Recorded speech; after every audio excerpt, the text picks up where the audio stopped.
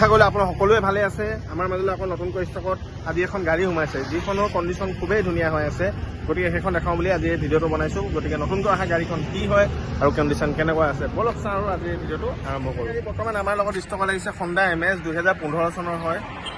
বহুত ধুনীয়া হৈ আছে আৰু বহুত কমফৰ্টেবল কাৰ হয় Honda MS। গতিকে গাড়ীখন আপোনালোকক এবাৰ মই দেখাই দিছোঁ গাড়ীখন। এইখন চাওক, গাড়ীখনৰ পৰা ফুল লুকছ। গাড়ীখনৰ স্কেচ বুলি ক'বলৈ এটাও স্কেচো নাই গাড়ীখনত।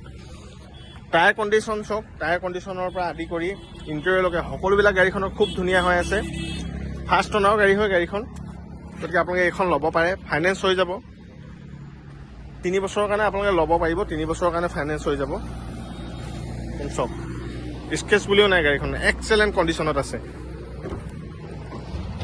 ইণ্টেৰিয়ৰটো আপুনি 4খন power window', steering control, music system সকলোবিলাকে পাব। ছিট কভাৰো লাগি আছে। ইণ্টেৰিয়ৰটো বহুত চাফা হৈ আছে গাড়ীখনত। গতিকে আপোনালোকে এখন ল'ব পাৰে। আস্কিং প্ৰাইচ হিচাপে গাড়ীখনত আমি 3,45,000 টকা ৰেট লগাইছোঁ, 3,45,000 অনলি, য'ত অলপমান কম বেছিও হৈ যাব আৰু ফাইনেন্সটো হ'ব বুলি আপোনালোকক ক'লোৱে 3 বছৰৰ কাৰণে।